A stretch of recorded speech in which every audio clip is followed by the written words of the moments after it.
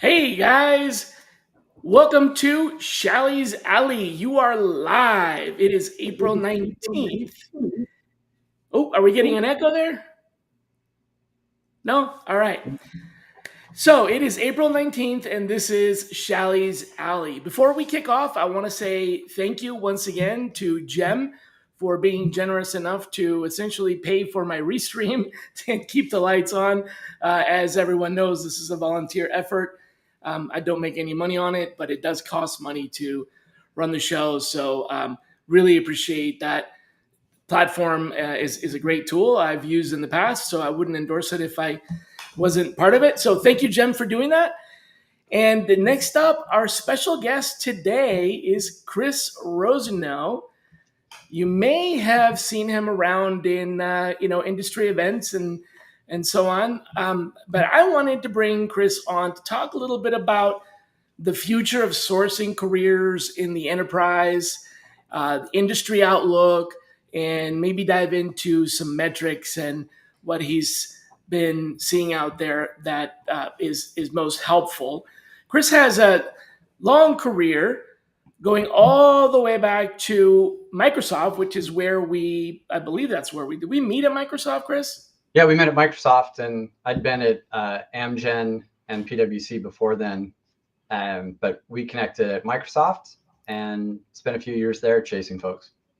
Yeah, and you used to be a program manager, which is an interesting job. I wanted to see if we could tell people a little bit about what a program manager does. But then you went to Amazon and Zillow, and then I think you spent some time at a recruiting firm, right? And now you're Yeah. at Flawless. Yep. So I was at Coupang after Zillow, and Coupang's a South Korean e-commerce. It's essentially the Amazon of South Korea, APAC. Got it. And in 22, I had the opportunity to join Flawless Talent, which is a consulting firm and placement firm, and been there in a couple of iterations of them. They merged with Jobmobz and Recruiter.com in spring of last year. So now we're underway as I'll say an umbrella company under the Jobmobz flag, and it's Flawless Talent, Jobmobz, Recruiter.com, and Golden Hive, which just came aboard as well, and some other M&A activity happening that keep an eye on. Wow, But quite a mix. Yeah, I remember Recruiter.com when it first started out, and it was just a website. And it got sold and sold again. Whoever got that domain originally probably made some money on it, right? Yeah, it's made its way, and now it sits with Jobmobz, and Jesse Tinsley is our current CEO. Nice, nice. Well, I'd love to kind of introduce the whole idea of a program manager to our audience. Not everyone knows what that job entails in talent acquisition. So this is within the realm of TA, within the realm of recruiting. When I got to know Chris, that was his role. He was a program manager. Well, actually, I think you became a program manager, but you were a staffing manager that moved into that role. So tell us, what exactly does a program manager do in TA? I think it depends on the size of the company and the business challenge at hand. When I moved from a staffing leader into a program manager role at Microsoft, the scale was, 19 different applications running across the TA platform. So in that capacity, it was really the essential pieces of a pure program manager job are requirements management. It's understanding what's the requirements of the customer, what are the requirements of the internal participants or the internal stakeholders, and then the practitioners, and then figuring out how to mesh those together in a way that your highest and best solutions will cover the kind of the core business challenge. So at Microsoft, a program manager was largely maintaining existing programs, and making change management becomes almost the most important piece. And sometimes that's introducing change in a thoughtful way, so that introducing a new country into the mix. GDPR was coming up while I was there, so we had to understand what are the privacy requirements and how do you delete records from a database that has millions and millions of records in it without causing turbulence.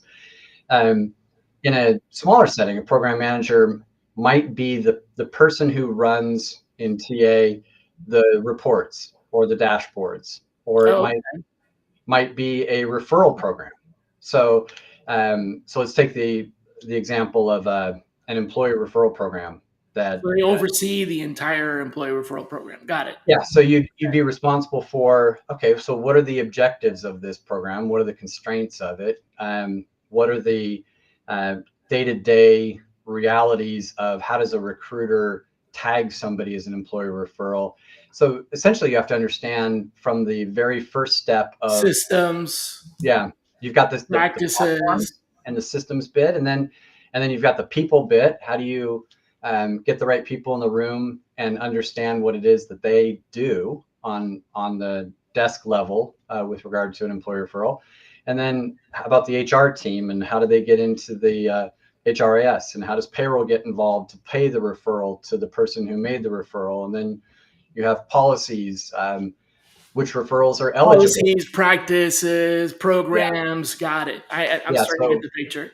So you essentially have to be able to take all the three Ps: policy, platform, people, four if you include price and budgets in there. So you've got the challenge of not just saying, yeah, we should do that. That's a great idea. But how much and how and when, and so there's Yeah. essentially like project management skills involved in Mhm. that. Yeah, and I'd say project management is a subset of program management. Right. That a lot of times you'll see PM. And I think a good question for anybody to ask these days is, are you talking about program management, project management, or product management? Right. Because you might have a product manager whose job is to manage the application and the service that runs the employer referral Mhm. component, and their job is to get that thing over the finish line, but the overall program is more than just the app or the service. So those are key distinctions to make, but I'd say that So like a project program management. manager might have multiple products, or a program manager might have multiple projects Correct. and may not Yeah. directly manage those projects, but manages the aggregate, basically the connectivity, the sinew between them. Yeah, and I'd say that, if somebody's interested in program management, they should think of project management as a core skill set. Yeah. And I think within that you've got change management as the second thing that becomes the rate limiting ability to get anything done, kind of at a small organization or a big organization. And I think that understanding the requirements, fully understanding the requirements, and then solving for, they call it the MVP, the minimally viable product. I think that's, if you don't know about that, read up on it. It's essentially, what do we need to get out the door for this thing to be deemed a success? And then how do we not let that creep and become a much bigger program or project than we anticipated Yeah. and And delay drag us? launch or not. Yeah. Oh Yeah, man, I believe me. So I think maybe I might have been I might have been a program manager in my previous life. you might I have. know exactly what you're talking about. And yeah, but interesting. So you've been in a position where you've connected the sinew between systems and technology and budget and the from the requirements gathering to launching it. You've also moved into some execution roles, and now you're in a consulting firm. What's your Correct. perspective, given that whole sort of trajectory? What is your perspective on the industry outlook?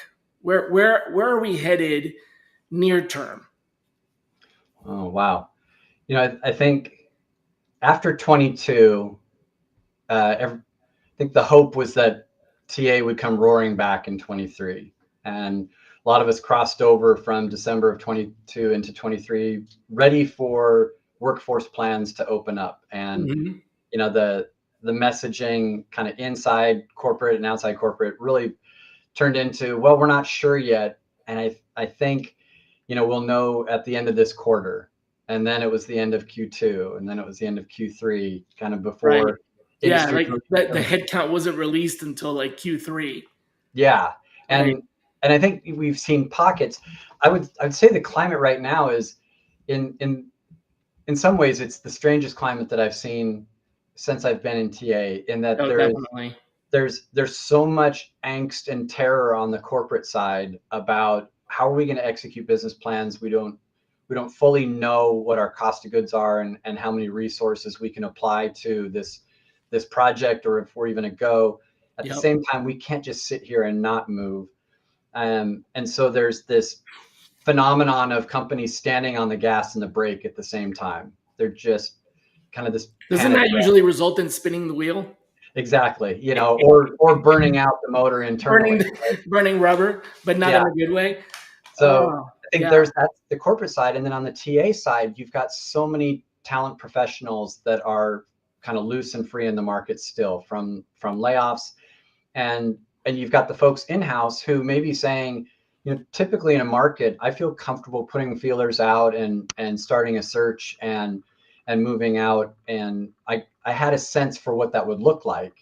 If I wanted to make an individual job change, or if I was trying to help somebody else make a switch, that feels precarious and bizarre now too, because there's so many folks that you see applications that are getting just completely swamped with applicants. Some are overqualified, some are underqualified, some are qualified. You kind of had this three-level problem jamming into every application that you see.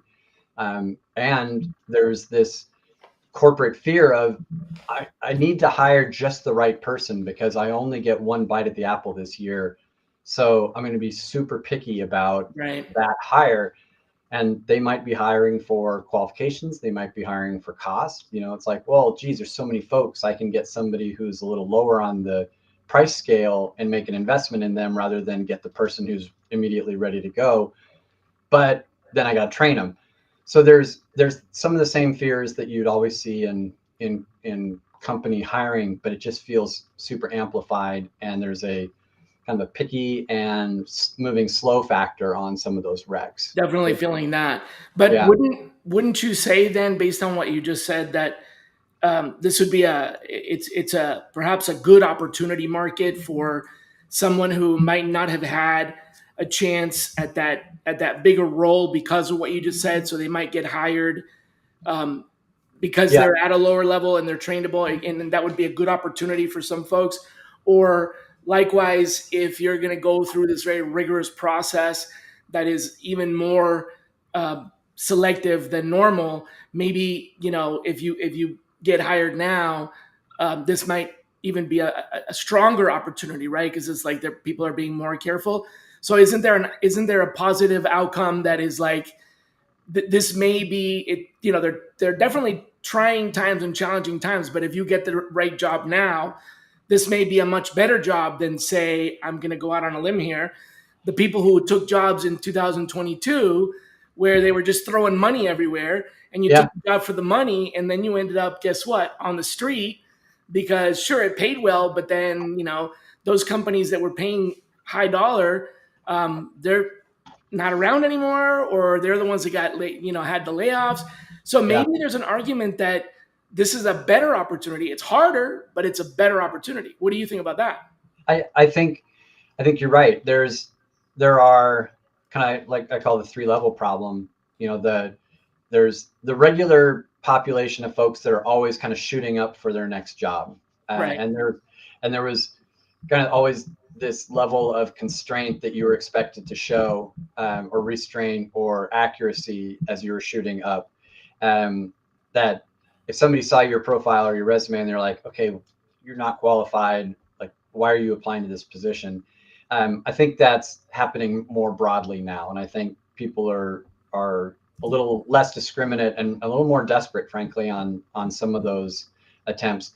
I think there are more opportunities for folks to to apply up, and I think there are more opportunities or more occurrences of people applying down just because the more senior jobs, or the next more senior job, is also filled or not opening.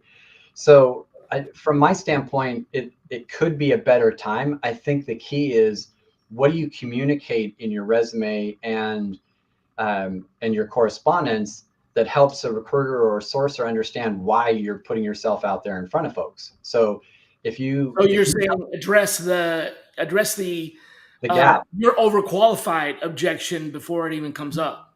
yeah, I think, I saw a post the other day on LinkedIn. It was like, well, what can job seekers do to stand out? I think if somebody's just putting an application out there, that's not going to stand out. And I think as sourcers and recruiters, everyone understands I'm going to get killed when I open this rec, and I need something to help differentiate. So I'd say the key that somebody who's kind of reaching up, across, or down into a position, you've got to try and get a hold of the recruiting organization or the recruiter directly and help them understand why you're a fit for that job, even if it's not an exact match on paper. Because if it's just running through the ATS, it's going to be a tough challenge or tough prospect to pop out of the mix based on just a BQ search. Interesting. Yeah. Okay. So I think it comes to, it might be a great time to reach out. There might be better Big odds. risk, big reward, or Yeah. potentially you might end up in a less desirable job just because you kind of have to take a job to make a living, right? Yeah. Yeah. And I think understanding the platform that you want to and need to stand on at any time is part of that. Like, will I take a contract gig where I might not have taken a contract gig before, just to have a platform that I can go then use that to go look for a longer full-time engagement or a Right. different type of engagement. Right. Might be not a bad time to use those Cobra benefits Yeah. and do contract for a little while. Yeah, even though Cobra is expensive. So Yeah. let's shift into the future of Sure. sourcing then. So going from that, like the industry outlook in general, specifically jumping into sourcing in large enterprise, like what's changing there, and kind of midterm outlook, if you will, as opposed to the short term. I think, I don't know if it's specifically changing yet. What I see, the need within a sourcing environment, whether it's large or mid or small, is, I think, people have to get specific in their postings and their outreach and their job descriptions. Like, if you have a broad, vague JD that says that I need somebody with 5 years of experience in this domain, you're going to get absolutely flooded.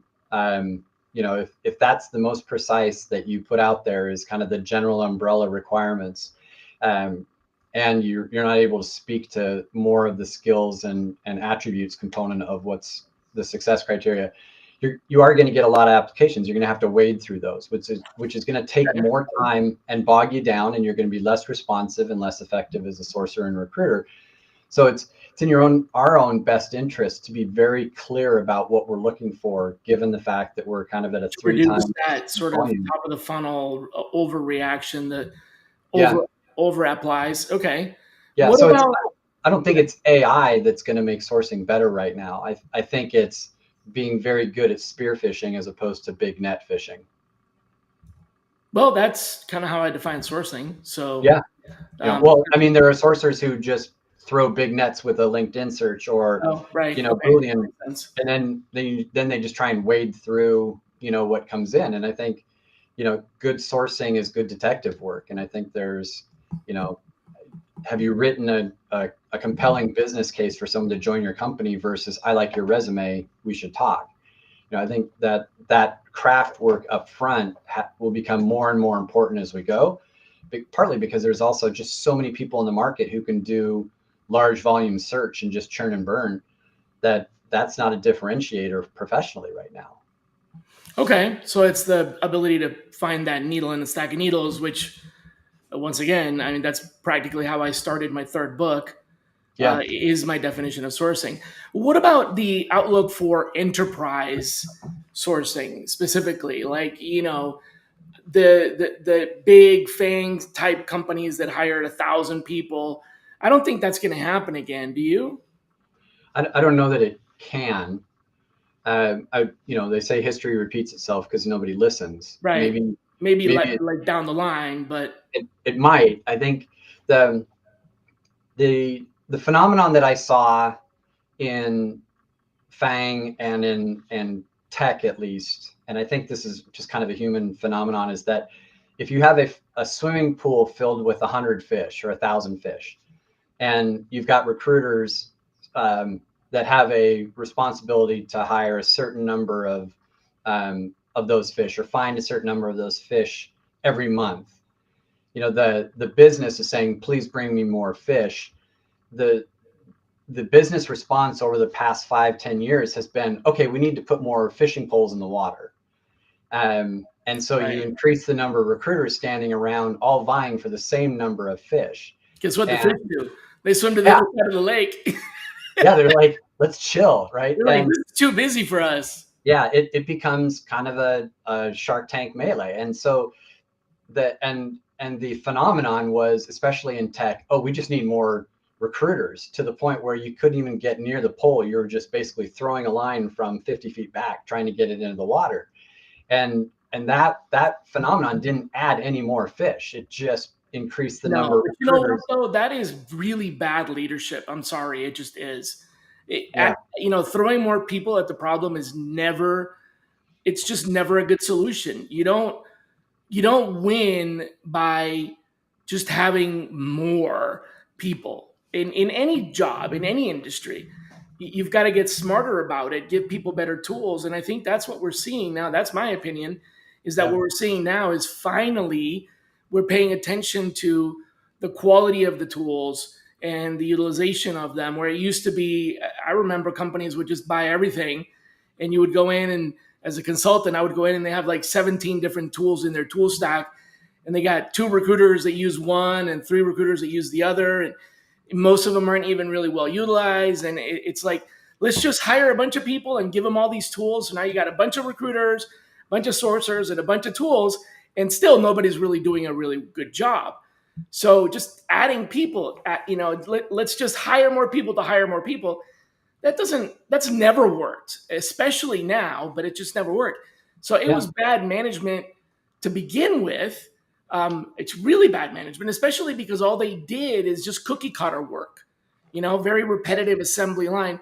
And look, don't get me wrong, I am very much pro the assembly line, but when you have an assembly line, you also have to have things very well organized. And that's what I wasn't seeing, is these assembly line type of recruiting that were in constant contact collision. They Mhm. 1,100 recruiters calling and emailing the same people without any regard for what that says to the candidates about the employer or the candidate experience. Candidates getting bombarded with emails from multiple people in the same organization. That's not organized, right? Yeah, It's like I trying think, to do an assembly line where everybody's doing the same job.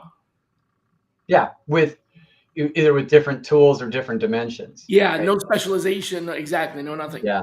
And So, I think yeah, that, the net walk away is, either I need a different hook and bait setup to distinguish, or be more effective in that setting. Because if everyone's using the same model, then it's a pure probability problem, and it's a brute force probability problem, and you're not increasing the craft. You're just increasing the calories spent on the same routine. So I think right. as recruiters, you've got to figure out, okay, how do I either target better, or how do I be more attractive, and from the standpoint of what's the worm on my hook, to use the fishing analogy, continuing. But if it's just doing the same thing over and over expecting better results, there's an old saying about that. So I think that's Called key. insanity. Yeah. Yeah. Well, we have a question from Devin. She wants to know, what is a better prompt to use in place of years of experience. I think I Hmm. want to ask for a little bit of clarification on that, but do you have an answer for her? I'm pretty sure I know what she means, but Go for it. I think, usually it's like, well, I need 4 years of experience. I need somebody, whether it's in tech or whether it's in finance or whether it's just G&A. I need 5 years experience. Like, well, what happens at 5 years experience? What is, I That think, doesn't happen at 4, right? that doesn't have it for. And my personal take on this is, usually it's about 3 years into a career path before somebody realizes, I'm good at this or I'm not good at this. So I think you've got that first big hump of core competence that takes place at like 3 to 4 years, where somebody is kind of figured out the craft, they understand how it works, and they're going to be good at it. And they can start applying problem solving kind of to the next level at that space. And then I Yeah. think after like 5 to 7 years, you start to see a differentiation into, there you go, into a specialization where I'm not just in finance, I'm in, planning and analysis versus I'm going to head more towards accounting Yep. because I realize that's where I spend time where I'm better at it. Or in tech recruiting, a great example, are you focused on back end generalist, or you focus on, full stack or kind of web dev? And then, what is it that I really enjoy doing versus what am I really good at? Benjamin's comment, not all experience or years are equal. That's correct. So I think what you're looking for, instead of just saying, well, I need 5 years of experience, I think we're looking for, I need somebody who is fully competent in the core basics of this profession. If you've got specialization areas, I'd love to know about those. And in fact, I need that in this area. I need UI engineering recruiters who have specifically gone out and hunted for design and UI recruiters from corporate parallels. That's what I need, rather than I need 5 years experience in recruiting. That doesn't help me. I just get a Yeah, bunch so of, translate the years of experience into what that looks like in action phrases, right? So, what does someone with 5 years of experience or that level of senior experience, what do they do differently? How do yeah. they differ? And so, ask the question or the prompt or the search keywords that are related to those outcomes. Yeah, Um, I think this you is know, the their it's the inverse of capability. the intake meeting, right? When I'm Yeah, talking with the new hiring manager, if they tell me I need somebody with 5 years of experience in this, I'm like, why?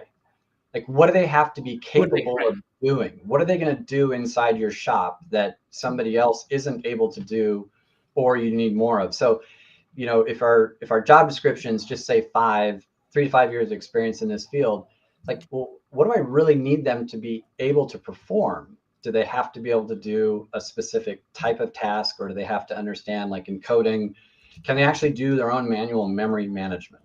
That's a word mouthful right there. But do they have to do that, or can they rely on a code base and libraries to do those things? Those are the things that you've got to get at as a recruiter, especially a tech recruiter, that make that differentiation so that you don't get so many wrong candidates applying with sincere interest in a position they think they're qualified for. Yeah. So I'm going to tackle this two different ways. One Sure. is actually taking it literally as a prompt. One of the things that I like to do with these generative AI models, I keep 6 of them open on my desktop at all times, and I'm constantly comparing them. But here's a question that I use is, what does a blank do that, what does a top blank do that ordinary blanks don't do? So what does a top software engineer do that ordinary software engineers don't do? What does a top supply chain manager do that ordinary supply chain managers don't do? And these large language models are good at extracting the little bits and pieces from a very large amount of text. So they come Yeah. back with good recommendations on, like, well, here's what to look for. You need to look for these 3 or 4 things that make someone stand out. So that's a good place to start. Yeah. And then the other way is to be more literal as opposed to the prompt, but actually in the concept around search, um, is to look for trajectory, right? So yes, the competency and the predictability of success. I'm not going to get into company fit; that's a little different. But if you're looking at their progression through job responsibilities, right? Someone who has been, let's just say, a staff accountant and went to another job where they were a staff accountant and went to another job where they were a staff accountant, like that's not demonstrating any progression. It doesn't have to be progression from one company to the other, or even within the same company, but looking for someone who has taken on additional challenges, more responsibilities, is someone that is growing and is learning those competencies. So I would rather see someone that has 3 years of experience, but each year got a promotion, versus someone that has 5 years of experience doing the exact same thing, never changing. Right. So that's kind of that's what I mean by trajectory, is looking for progression in outcomes, progression in responsibilities, progression in the workload, those kinds of things. Yeah, I would typically agree with that. I think post COVID kind of blew that up because you saw so much turnover in Yeah, folks but over the that's last still few years. change that is still in the right direction, though. I see what you're Correct. saying, but I mean, I'm not. So yeah, some of us took step backs, in our career, maybe went from a VP to a director or from a director to a manager. I get that, but still, um, let's at least say lateral movements and specialization, right? Like Yeah, at least they adaptability. learned another skill, they applied themselves to different, so their experience has become broader, even if it's just more of a different kind of experience. I'm still looking for that versus essentially doing the same thing over and over and over again. I mean, that doesn't Yeah, show a lot of progression in any way. yeah. I think that's the key. Then you got to get inside of that experience and say, like, what was different between this gig? And I think, Exactly. what are people's major motivators for change? Is that understanding that's a key, I think, recruiting skill set is like, why did you make that switch? And it's like, Right. there's usually the stock answer, which is, well, it's time to move on or blah, blah, blah. Like, I want to get inside their head and figure out, why did you think that next Tuesday was going to be better at that job than this Tuesday at this job? Right. And, Right. and make the switch. So Good way I to think, put it. yeah. So I think trajectory just got weird over the It last did. year. So Yeah. you Maybe have, it's not upwards. Maybe it's lateral or yeah, maybe a step it's back. neural instead of linear, Right. right? Are you I like that. looking for opportunities to transfer those skills as opposed to just take the core block and be like, okay, well, same title, same position, same kind of company, I'll go move there. So Yeah. Makes sense. Makes sense. yeah, Hey, I think, I wanted to ask you one other thing and jump into metrics, but there was a question about what are the best resources for a new recruiter? You must have done a lot of recruiter enablement, getting people set up, training them and just, supervising their onboarding and everything. So do you have a, I hate to say it, but like a stock answer for what are the, I don't know, top 3 or 4 things that you would tell a new recruiter as far as resources for them to go to? um, let's say I don't have a specific stock toolkit. I think it kind of depends. I think Yeah. for Jesse's question, well, I would say if you don't understand Boolean logic, I'd say for a new recruiter, figure out Boolean logic. Find a mentor who's really, really good at it because it's not just about building search strings. It's about, Yeah, searching your email and it's looking for, yeah, it's yeah, logic. Yeah, right. it's logic. It's Venn diagram management basically. And if you don't understand the principles of thinning a pool versus expanding a pool and inclusion by ands and exclusion by nots, those are important things conceptually because you have to be able to mind map where these people are. And sometimes that's about, Jesse's question, is that paramedics? But is that paramedics with a certain type of background? all these all these things in the world and say, where's the population of people that I need going to come from? And is that a graphic basis? Is that a um, organizational basis? Is that a professional or educational thing? So I'd say understanding Boolean logic is going to be really important. That's a key piece. I think having a good set of detective tools are going to be important, whether that's, I would say LinkedIn Talent Insights is a good, mapper. There are great tools, Seek Out and Hartool, and some of the other ones that are really great at top of funnel review and analysis. And then really understanding how that tool You're saying works. understand the talent pool, basically ways to, Yes. so resources to help you understand what you're, which I think is a really smart response to the question, because I wouldn't necessarily point to any one particular tool as much as a toolkit that includes the ability to quickly understand the talent pool, right? So there's Yeah. multiple. There's a company called Public Insights that has a product called Talent View that's really good at getting a market snapshot of geography and what keywords are on resumes and things like that that are great intel. But whatever the tool that you use, what you're saying is first learn the logic of how to find things and Venn diagramming, and then second learn where the talent is, like how to find where the talent is, because the tool itself, like you said, it's the fishing pole Yeah. analogy. If you're using a fishing pole to try to catch catfish, that's probably not going to work as well because they go to a different part of the pond than the regular fish go, that kind of thing. So Yeah, the tools are going to vary, but if you know where the talent is, then you can figure out the tools. got it. So Jesse's clarification is my recruiter is a paramedic that's learning how to recruit paramedics. So I would say they've already got probably one of the most important skill sets or key points is they understand the mindset of a paramedic. Mm-hmm. And they understand the matriculation path of, okay, do they have to come from a certain educational corridor or can they come in laterally?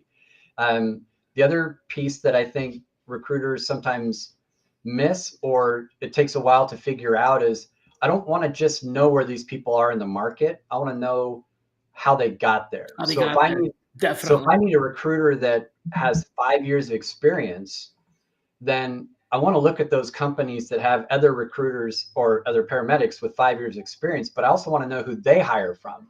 Where So I'll they go, where they came from, where they were made. Yeah. yeah. So That's right.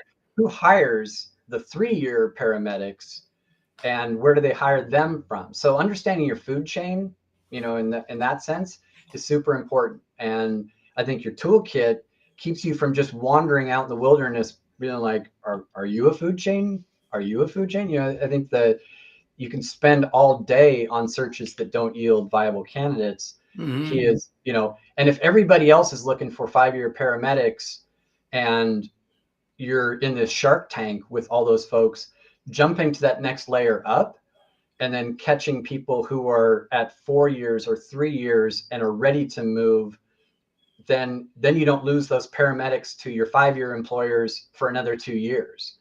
Right.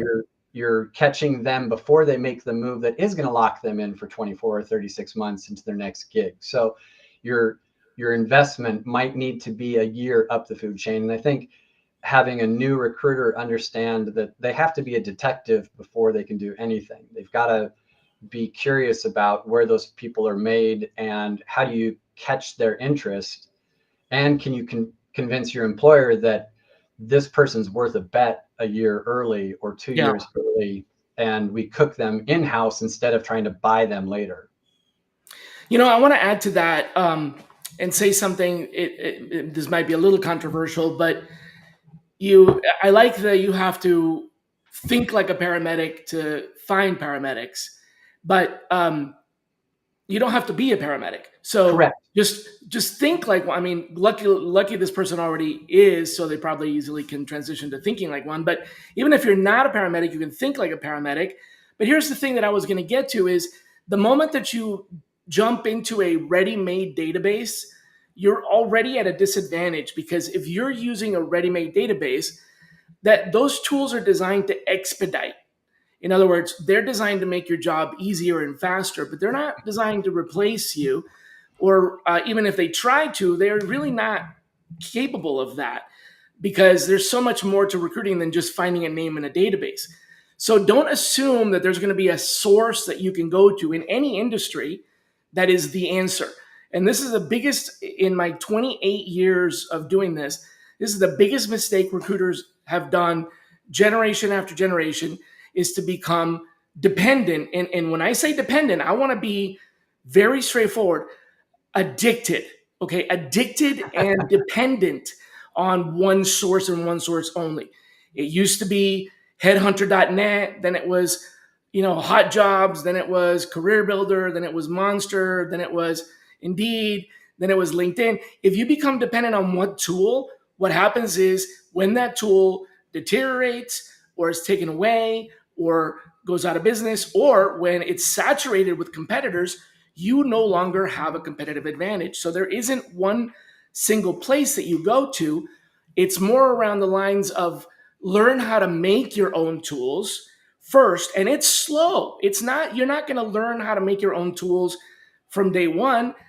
Think of it as, start with your hands, right? If you're going to be a carpenter, start with a pocket knife and a stick of wood and Yeah. work your way up from there. Don't expect to start with the master craftsman $50,000 kit that has every tool.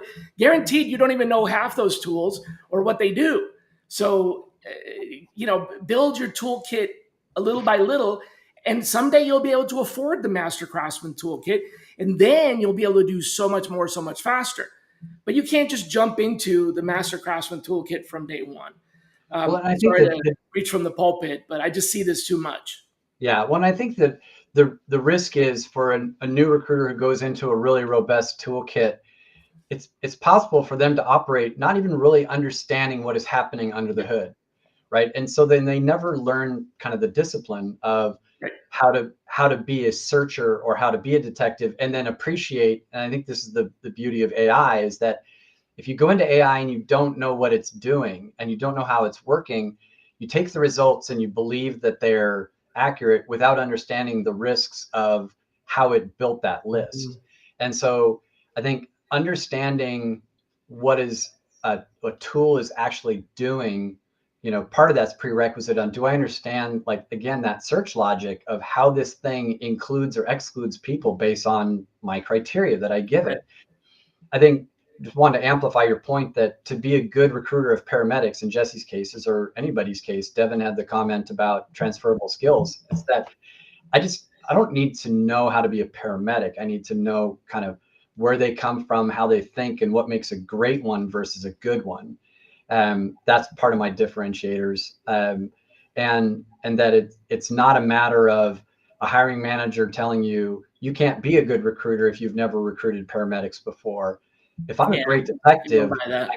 I can transfer over that. So I Yeah. think the key pieces there are, know how the tools that you have work. Right. Don't start subscribing to some Start buying a uh, bunch of tools and then, yeah, right.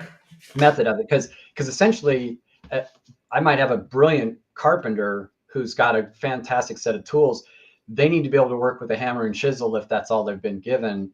And a recruiter who only can work within Talent Insights or Seek Out or some other platform, and who becomes completely handicapped or crippled in their professional advancement or even getting a single job done Hmm. because they don't understand or they're not able to replicate it.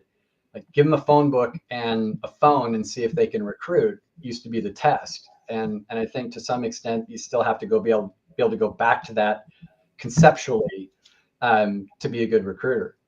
Yeah, one of my good friends is someone I've actually hired multiple times. And my friend Amanda is fond of saying, "You can do this job with a crayon and a piece of paper." Yeah, And yes, you can. It's slow and it's hard to do it that way, but you can. So think about that, right? You don't really need all the fancy tools if you kind of know how to do the basics. It's the same idea behind teaching kids how to multiply, even though they know they're going to have a calculator, computer pretty much in their hands, a supercomputer nowadays in their pocket. yeah, But you still need to know kind of how that works. So I think the long answer to this is learn logic, that's a good tool. Learn how to find the talent pool. That's a good tool. And yeah, then start building your toolkit a little bit at a time. yeah, yeah. Know how to fix. If I think the trick is, can you know how to fix something that's not working? And that's pretty funny, Jesse. It's like, what's a rotary phone, right? I'm sure that there are some people who might hear this and be like, what's a phone book? Yeah. What's Yellow Pages? Yep. But the days of smile and dial are over. Right. I think Devin commented on transferable skills. I think that's kind of absolutely key. And I think that comes down to, if you're not doing a solid intake with either your client or your hiring manager and really tearing apart the job for the requirements and asking why do they need that, what are they going to have to accomplish, and who else hires these people, and what does 3 years get you versus 2 years, those less than thorough intake meetings are going to have you playing the bring me a candidate game for Yeah. weeks. Or the you know why can't you find what I'm looking for game. yeah, and I'll Yeah. know it when I see it game. I Oh think man, it's, I hate that one. I know yeah, when I'll see it. I Just know keep when I see bringing it. it. I want more. More what? More resumes. Really? You want more Yeah, resumes? yeah, and I think also it helps you stay out of a spot from where the hiring manager says, "Yeah, I love that candidate. We interviewed him, but I want to see a couple more." It's like, why? Yeah. That's the other piece, is that if you have a vague or kind of imprecise definition of what that candidate success criteria looks like, then you have no counter to that. You're like, okay, well, I'll bring him a couple more and let him see if he feels better about those. It's usually an emotional response to a candidate interview rather than a logical, this candidate has the skills that I need, or this candidate doesn't. You know, my gut is you should always be able to decide whether a candidate is hireable or not, whether you've seen one or 100. It's hard to do. It Yeah, requires expert training to be an interviewer. And not every hiring manager. I mean, let's face it. Hiring managers, generally speaking, have maybe 3, 4, 5 hires a year. That doesn't make them experts. So that's a tough ask, I think. it is. It is. I think they're the ones who can tell whether the person has the capabilities or not to do the job. I think the recruiter's job can also be to kind of counsel them or guide them through the decision Guide them making throughout process. through not being emotional about it, not having, Yeah, the unconscious bias. There's so many different ways that you can bring in unconscious bias that don't even have anything to do necessarily with racism or sexism. There's unconscious bias of all kinds that will yeah, affect people's ability to make sound judgment. Before we get too far down that's the road of bias, I did want to ask you that one last thing that I wanted to bring up was the evolution of metrics over the years. How do we measure success in recruiting and sourcing? And it's sort of like a quick history of how it's evolved and what today's most helpful metrics are. And I want to clarify that there are measures and there are metrics. Very many people get this wrong. Measuring something is a particular number that doesn't really tell you anything. So I'm just going to come straight out and say it. People hate me when I say this. Number of hires is not a metric. Number of hires is a measure. It's a number. It's a number of hires. When you turn that into a metric, you have to add a dimension to it. Number of hires over time, number of hires this quarter compared to last quarter, or same quarter last year, or whatever. But that number of hires number is just a measure. So with that in mind, what are the metrics that have evolved to become important now? And what are those, like, I don't know, top two or three? So sort of how do we get there? yeah, Where are they? yeah. Well, I think um, over the years, there was a increasing and a decreasing focus on cost per hire, and I think that's one that's kind of, I would say, you know, in a general sense, kind of come and gone. But I think the realization was that to really track cost per hire, it's so hard to feed the machine that will keep track of all the variables that would do that well. It doesn't have a payoff. So I think that's one of the things that's kind of evolved in and out of it. I think where we're at now, I would say that the key ones that I focus on are offer accept rate, kind of working backwards on the funnel, time to interview. Um, I focus a lot on dwell time. That's how long are people staying in stages before they move to the next one or they move out. Uh, right now, like, good faith among candidates is super important for recruiters, and everyone talks about candidate experience, but the candidate experience isn't a measurement unless it comes through a survey and gets turned into a metric. But like, how do you build good faith? How do you create a good candidate experience? Is you minimize your dwell time that candidates are spending in the process, especially floating between stages. So that's one that I think is important to pay attention to. I think the number of screens that candidates are running. Hang on a sec.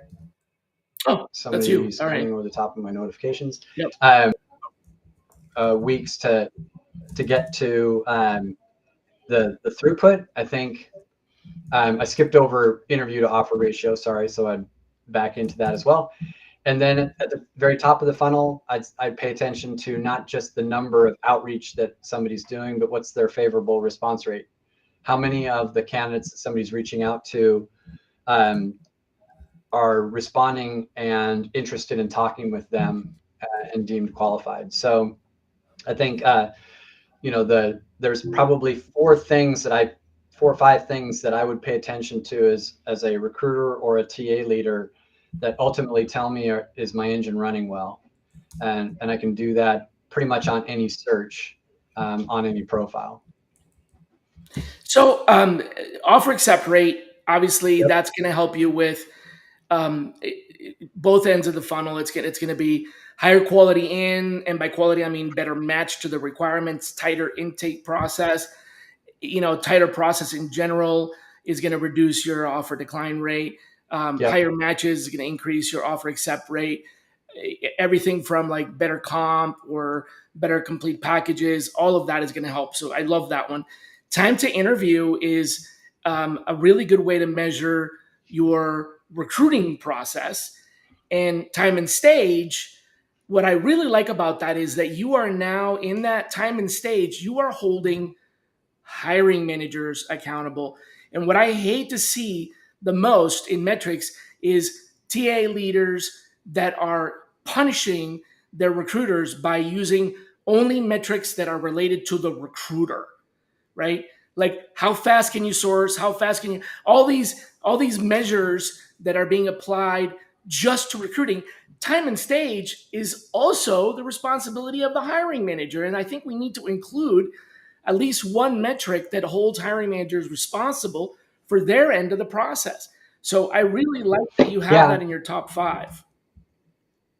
I think the other important aspect of that is the organization may not have the capacity to run at the speed that they're saying they need to. So if they're saying, hey, we need to just flood this organization with interviews and hires because we have objectives that need to be made, and that could be that's relative term. Flood the organization might be, you know, Allison can only take 3 Yeah. interviews a week before she goes underwater. But if you're scheduling, 16 candidates in advance, that means that Allison's going to have to wait for a couple weeks to get booked up. And those candidates are waiting 2 weeks in the process. So time and stage can help you also diagnose that you've got a capacity Yep. problem, not just a I like to call responsiveness that problem. And I think, interviewer saturation. So, one of the things I yeah, do with the hiring managers, I work with them initially to get an understanding as to like what is the absolute maximum number of candidates that you would want to interview in a given week. So I try to block out some availability if possible, reserve some time because their calendars will get busy. But I also want to have a, a hard number to stop at. If they say, well, I can interview maybe 10 people a week. Keep in mind that's you're taking a lot of time off of that hiring manager's schedule. If it takes an hour to do an interview and they're doing 10 interviews a week, that's a quarter of their 40-hour work week. We all know they're not doing 40 hours, but that's still a significant chunk yeah, of time. So if one hiring manager can only do 10 interviews, but you're sourcing 500 people and submitting 300 people and they're supposed to be interviewing 200 people, how's that going to work? yeah. Like there's just not enough there sometimes, and you need to be able to winnow that out. And if you've got, you know, the other thing is if you've got folks that are moving through quickly and you see dwell times that average, 5 minutes, either you've got a super responsive organization or they're killing everybody just on site. So, you're trying to, it'll help you kind of figure out where your Right. anomalies or your red circles are. So I think, there's are we sourcing accurately? And then quite frankly, a lot of organizations can be best improved by handling the candidates that they do have better, That's right. rather than just trying to go add more sources to the top Making of the better funnel, use of change the your shape of the existing funnel. resources. Yep. Yeah, thin out your funnel, or sharpen it so that Yeah. your top of line is closer to your bottom of That's line. a really good point to drive home, and actually, I would say really good point to end our show on. But before I let you go, I got to ask these two questions that I always ask my guests, and the first of Sure. those is who should be our next guest? Keep in mind they may not accept the invite. Not everybody wants to sit on Yeah, a call with me, but if you name a person or two, I'll go out and ask them if they'd be interested in being on the show. I would think that um, somebody who's in a TA leadership role or a technical recruiter role at an AI company, like some of the Okay. folks over at OpenAI or any of the other folks, you know, if you ask somebody in the industry, how are you using this product to change the way you do your craft? I'd love to hear about that. I think there are other folks in industries right now that I can't imagine how they're dealing with some of the challenges. The folks over at Boeing, like how are they adjusting their recruiting strategies based on what's happening? That's like Boeing's a fantastic company. These are some big ripples that are hitting them business wise. Like that's probably a conversation you're not allowed to have for a couple of years Wow. yet. But I Okay. think that's Do fascinating. you I know think anybody that I should reach out to in the AI space at an AI not that company? I'd put them out there Okay. right now. On the AI space, I do know one recruiter. Let me get back to him and see if he's still there and would be able to do it. I think it'd be a lot of fun to hear how AI is using AI for recruiting.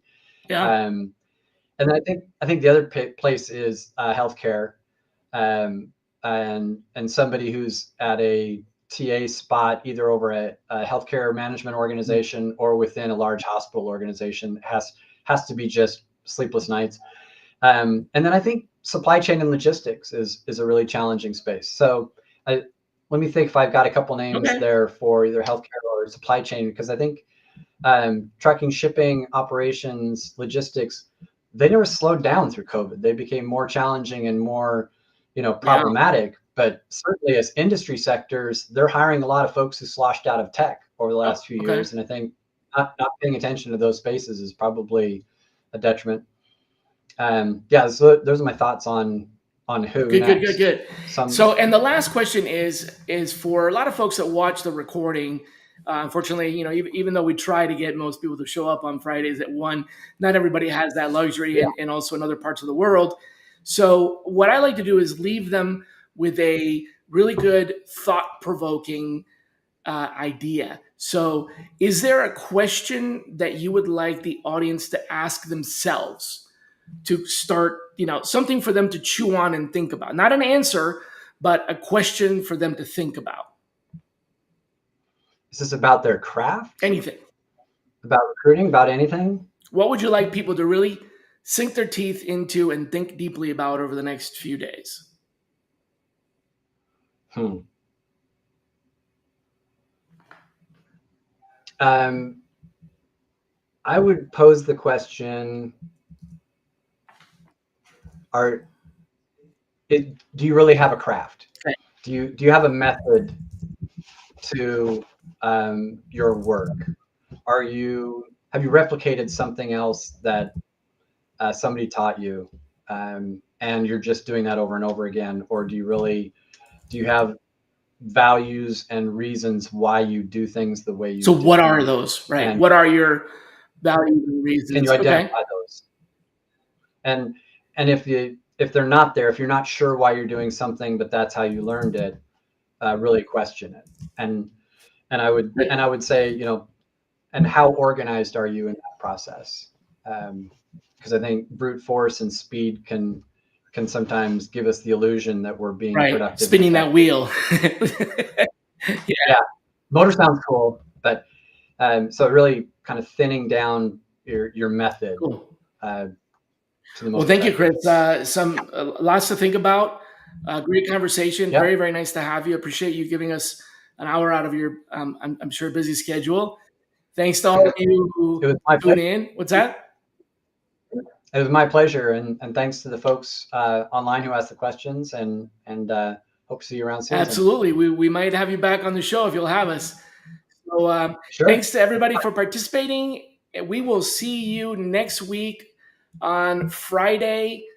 Our guest is going to be Adam Gordon, founder of Poet HR, which is a recruiter enablement company. This is someone who has been influential with some pretty big ideas in the tech space, tech for recruiting, so recruiting tech. So really excited to have him. See you back here April 26th. Thanks a million to Jem for helping us keep the lights on. And to everybody out there, please be kind to yourselves. Take care. See you next weekend. Absolutely.